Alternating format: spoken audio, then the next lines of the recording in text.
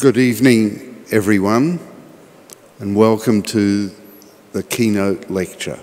It's absolutely an honour and a pleasure for me to introduce this evening's speaker, Dr. Sakura Pascarelli.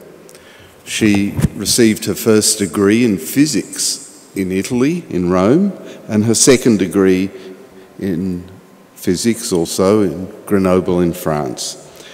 She's one of the stalwarts of X-ray spectroscopy at synchrotron. She's been doing it for more than 20 years and is one of the leaders in the field. As well as that, she's a wonderful teacher. I had the pleasure of teaching in a school in Japan, and I had the time to listen to her talk to the students. And she's absolutely wonderful. And it's more than a pleasure to introduce her this evening to give her talk on high-pressure science, the emerging role of X-ray absorption spectroscopies. Sakura.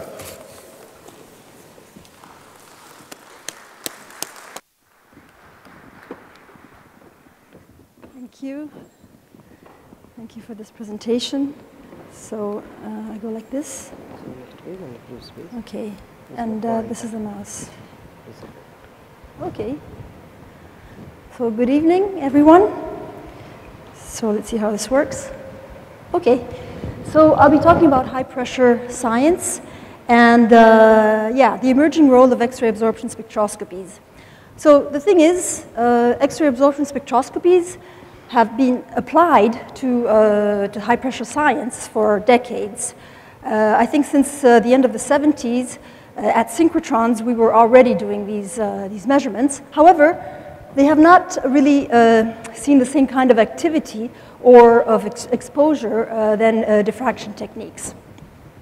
So in this talk, I'm going to try and explain why this is the case and how recent developments in instrumentation, in X-ray optics, and in theory are rapidly changing this landscape. But before I do that, I'm going to say a few words on why we are so interested in doing high-pressure science and what is so fascinating about high-pressure science.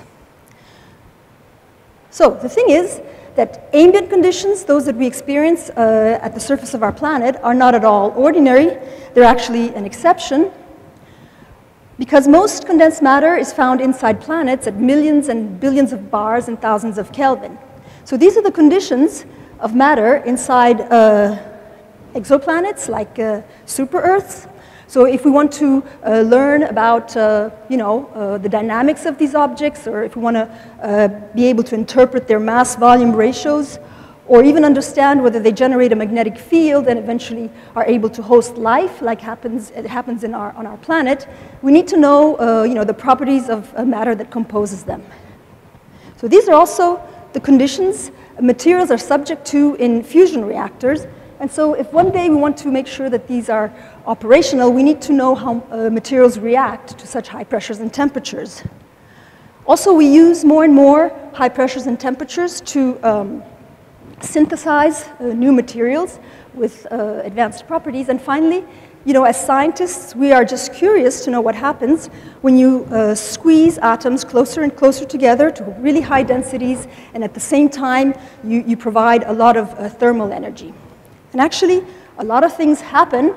So like Percy Bridgman said, compression offers a route to breaking down the electronic structure of the atoms themselves and the possibility of creating entirely different bulk properties.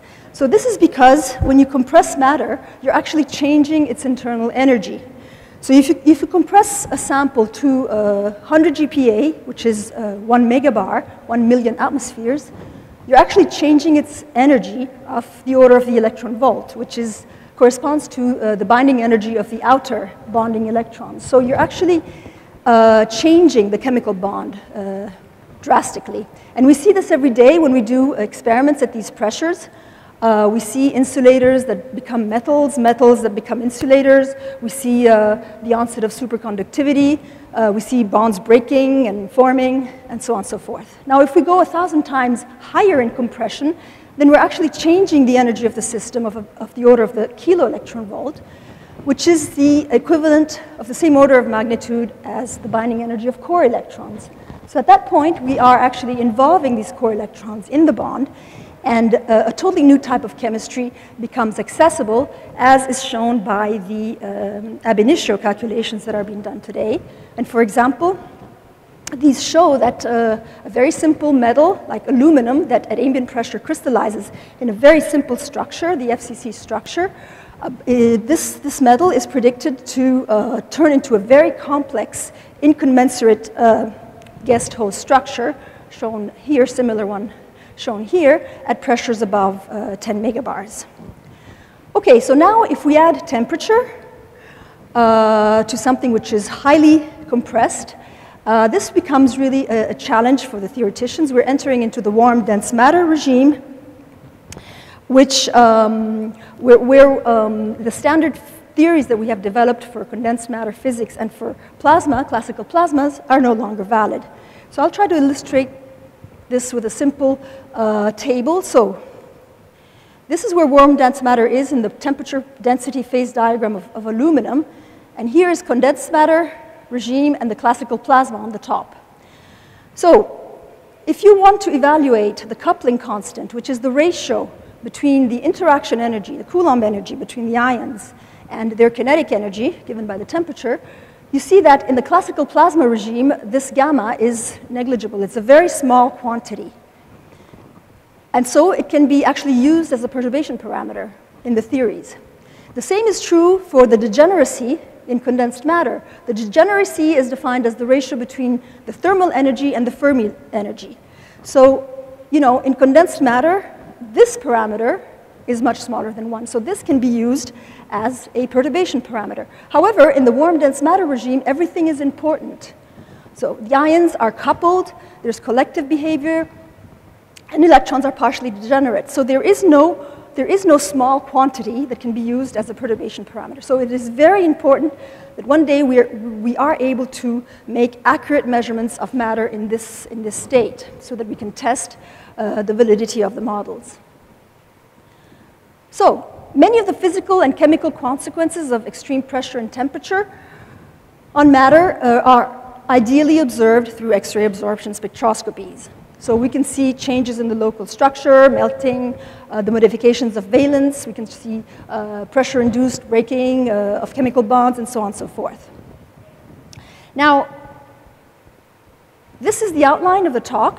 So I'll start by saying a few words on the role of X-ray absorption spectroscopy and all the core hole related spectroscopies, and then I will point out the kind of information that you can obtain, especially in view of applications to high pressure.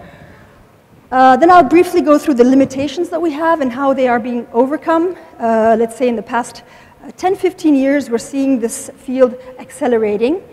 And then I'll give a few science examples and finish with an outlook and future plans at the SRF.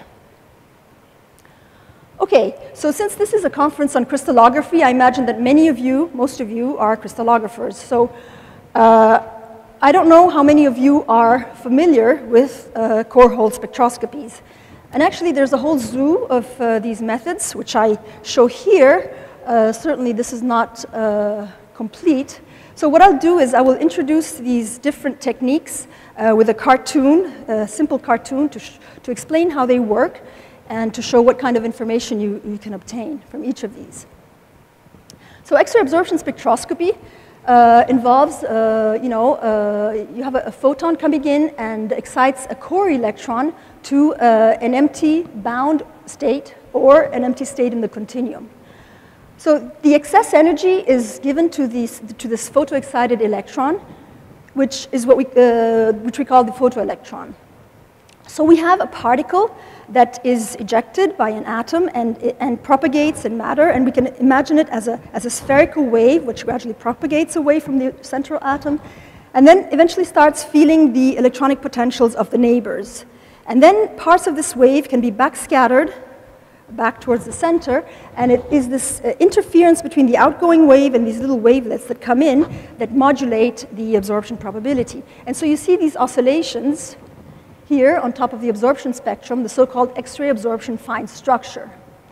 So if you're close to the edge, here, you have photoelectrons with very low kinetic energy. We're extremely sensitive to the details of the density of states just above the Fermi level. And then we can see pressure-induced metallization, changes in valence, changes in oxidation state. So we're very sensitive to the electronic structure. If you go further away from the edge, in the extended region, this is the extended X-ray absorption fine structure signal, all these wiggles. So these wiggles tell you about the local structure, that is the number and type of nearest neighbors, their distance, their static disorder, their thermal disorder, and so on and so forth. So we can see changes in speciation with pressure, loss of structural order, melting, and so on.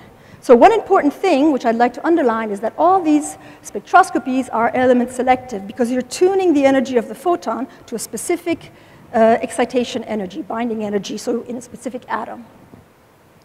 Okay, so once the electron has been excited, the atom is left in an excited state with a core hole. So in this case, we have a core hole in the 1s state. So the atom wants to go back to its ground state, and it can do this in two ways.